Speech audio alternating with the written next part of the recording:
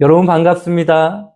오늘도 하나님을 예배하기 위해 이 자리에 모이신 여러분의 오늘 하루가 하나님의 은혜와 사랑이 넘치기를 간절히 소망하고 축복합니다. 요즘 러닝이 많이 유행입니다. 아마 러닝을 해보신 분들은 아실 겁니다. 출발 총성이 울린 뒤 우리가 달리기에 집중하지 못하고 옆레인을 자꾸 쳐다보고 아니면 뒤를 자꾸 돌아본다면 우리의 스텝이 꼬일 때가 있습니다. 호흡이 흐트러지고 속도도 떨어지게 됩니다. 우리의 일상도 비슷합니다. 우리의 마음이 어제에 붙들려 있다면 오늘을 딛는 힘이 약해집니다. 우리가 한때의 실수나 성취를 계속 되감고 바른 오늘을 걷고 있어도 그 시선은 어제에 머물러 있다면 우리의 표정은 경직되고 우리의 관계는 조심스러워지고 믿음은 습관만 남게 됩니다. 핸드폰에 자동으로 띄어지는 작년 오늘의 사진을 보면 괜스레 우리의 마음이 가라앉을 때가 있습니다. 예전의 모습이 더 좋아 보이고 또 사람들의 반응도 더 따뜻했던 것 같은 그 기억이 우리를 방해할 때가 있습니다. 또 소그룹 나눔에서도 예전에는 또 내가 옛날에는 이라는 이 말을 자주 등장합니다.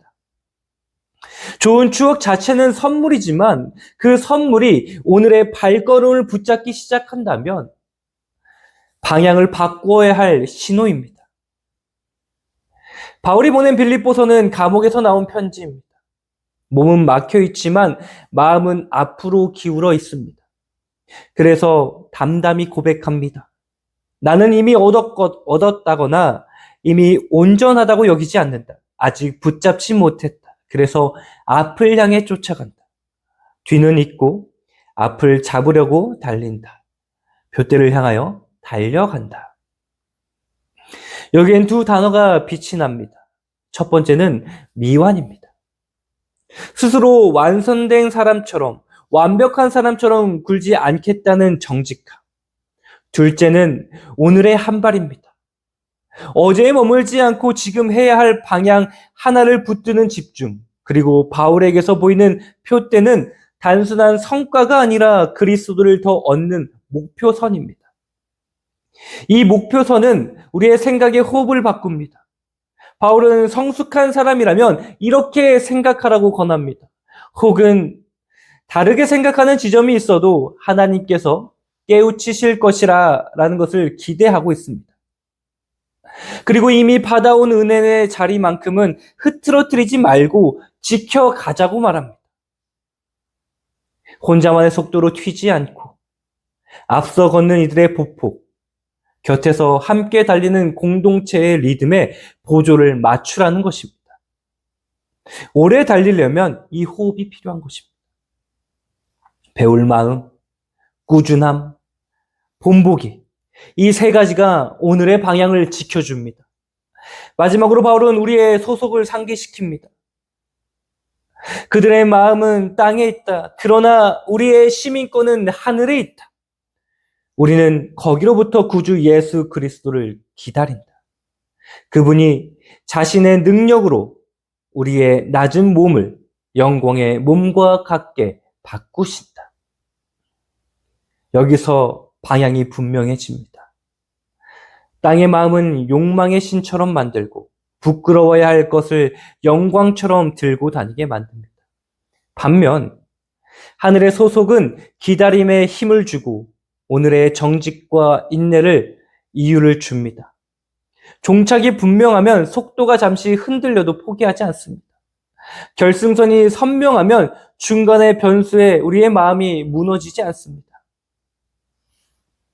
이제 이 시간 우리의 뒤를 덜 보고 앞을 더 보는 법을 오늘 말씀을 통하여 함께 살펴보겠습니다. 바울은 먼저 자신의 자리를 분명히 합니다.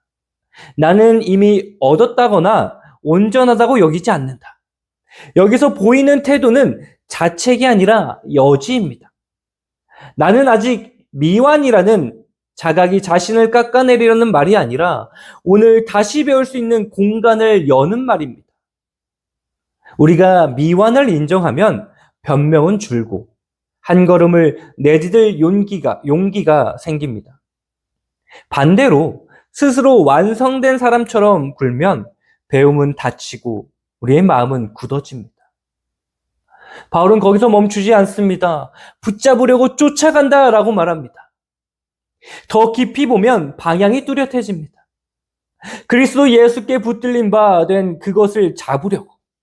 내가 먼저 붙드는 사람이 아니라 이미 주께 붙들린 사람이기 때문에 다시 붙잡아 달려간다라는 뜻입니다. 시작점이 다른 것입니다. 성과를 증명하려는 뛰는 것이 아니라 붙들렸기 때문에 달려가는 것입니다. 이 확신이 흔들리면 뛰다가 지칩니다. 그러나 붙들림의 확신이 서 있으면 넘어져도 다시 일어납니다.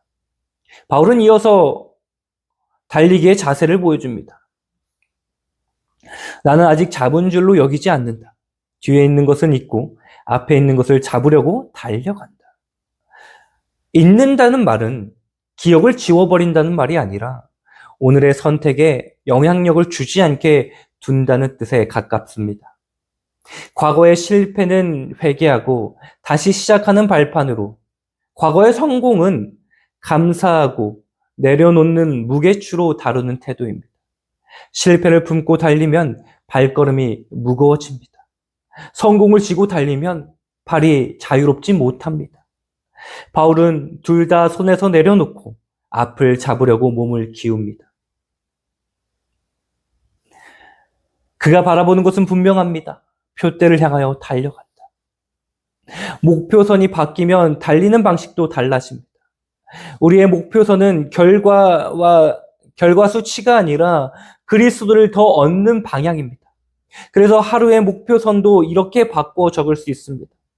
오늘은 내가 정직을 택하겠다. 아무리 불리해 보여도 또 오늘은 말의 각도를 낮추겠다.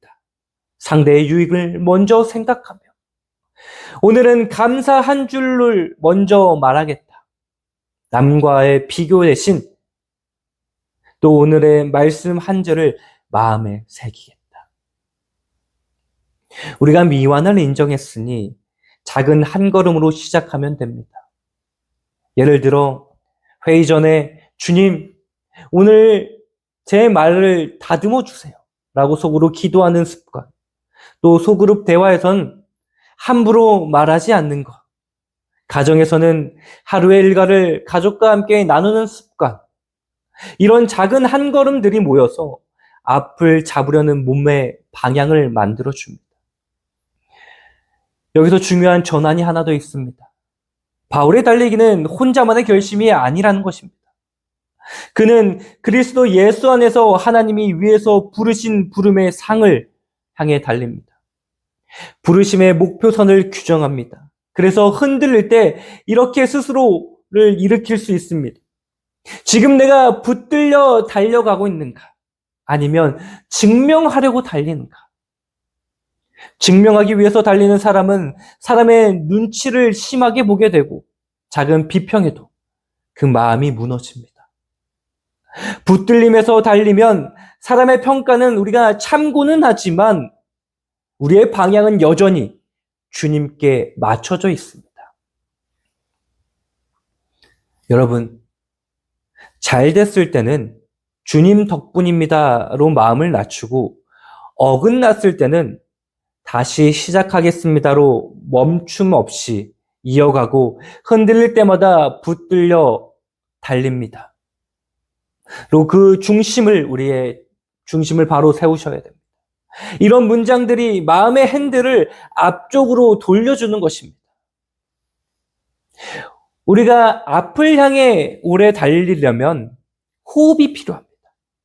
바울은 이렇게 시작합니다. 온전히 이룬 자들은 이렇게 생각할지니 만일 어떤 일에 너희가 달리 생각하면 하나님이 이것도 너희에게 나타내시리라. 여기서 보이는 태도는 간단합니다. 내가 옳다로 못을 받지 않고 하나님이 더 비춰주실 여지를 남겨두는 마음입니다. 의견이 부딪히는 순간 속으로 한 박자 멈추고 이렇게 정리해 보세요. 제가 들은 건 이렇습니다. 하나님이 더 보게 하시면 내가 기꺼이 배우겠습니다. 이 한 문장에 말의 각도를 낮추고 마음의 문을 엽니다. 관계가 부드러워지고 공동체가 안전해집니다. 바울은 이어서 이렇게 권합니다. 오직 우리가 어디까지 이르렀던지 그대로 행할 것이라. 우리가 새로움만 쫓다 보면 중요한 것을 놓치기가 쉽습니다. 우리를 여기까지 오게 한 기본기를 흐트러뜨리지 않는 것이 필요합니다. 하루의 시작엔 말씀 한 절을 먼저 올려두고 중요한 만남 전엔 30초 멈춤으로 성령의 도움을 구하고 주일 예배와 소그룹은 우리가 갤린더에 최우선으로 적어두고 보고 문자, 대화에서는 우리의 말의 각도를 조금 낮춥니다. 이런 규범은 나를 묶는 규칙이 아니라 은혜가 흐른 길을 지키는 레일입니다. 레일이 있으면 기차가 덜 요란하게 또 더 멀리 가듯 기본기가 우리를 가볍게 오래 가게 하는 것입니다. 그리고 바울은 이렇게 덧붙입니다. 나를 본받으라. 그리고 너희가 우리를 본받은 것처럼 그와 같이 행하는 자들을 눈여겨보라. 완벽한 우상을 따르라는 말이 아니라 따라할 수 있는 작은 실천을 보라는 초대입니다. 우리 곁에도 이런 보복이 있습니다. 보폭이 있습니다.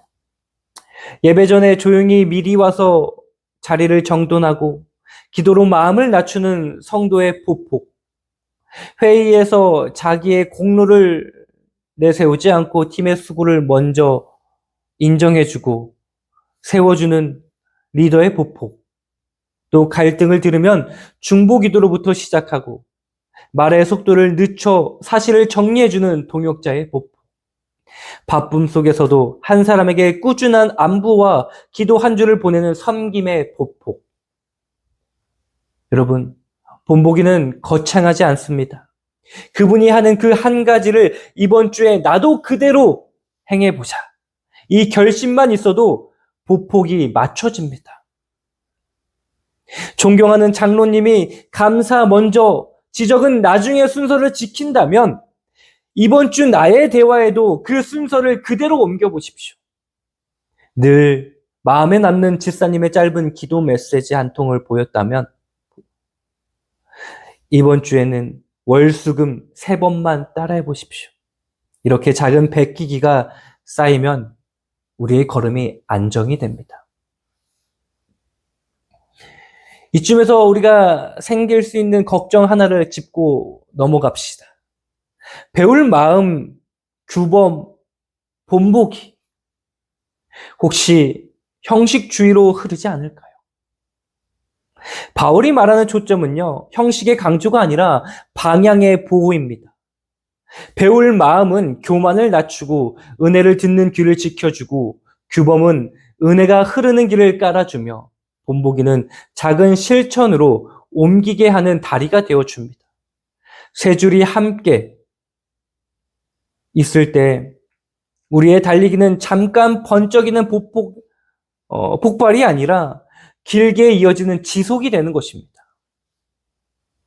바울은 이 대목에서 목소리가 단호하면서도 따뜻합니다. 내가 여러 번 너희에게 말하였거니와 이제도 눈물을 흘리며 말하노니. 바울은 비난하려는 마음이 아니라 사랑하는 마음으로 경고합니다. 어떤 사람들은 십자가의 원수로 살아갑니다. 표시가 있습니다. 욕망이 신이 되고 부끄러워야 할 것을 영광처럼 여기며 생각이 땅의 일에만 머뭅니다. 성공을 위해서라면 무엇이든 괜찮다는 태도. 보기 좋은 겉모습이면 됐다라는 생각. 이익이 나면 다 잘한 것이다. 괜찮은 것이다 라고 계산하는 이런 것들이 신앙의 얼굴을 닮았어도 속은 다른 신을 섬기고 있을 수 있다라는 것입니다. 바울은 정반대의 길을 보여줍니다. 우리의 시민권은 하늘에 있는지라 거기로부터 구원하는 자 곧 주 예수 그리스도를 기다리노니. 여러분, 소속이 방향을 정해줍니다. 빌립보 사람들에게 시민권은 익숙한 말이었습니다. 로마의 시민권은 법, 문화, 생활 방식을 바꾸었습니다. 마찬가지로 하늘 소속은 우리의 말, 시간, 선택을 바꿉니다. 우리는 세상 한복판에 살지만 어디에 속했는가가 오늘의 걸음을 이끕니다. 그렇다면 기다린다는 말은 손을 놓고 멈춘다는 뜻일까요? 아닙니다. 기다림은 기대하며 버티는 태도입니다. 오실 주님을 믿기에 오늘의 정직을 포기하지 않고 사람을 귀하게 여기는 선택을 늦추지 않으며 예배와 말씀의 자리를 가볍게 여기지 않습니다.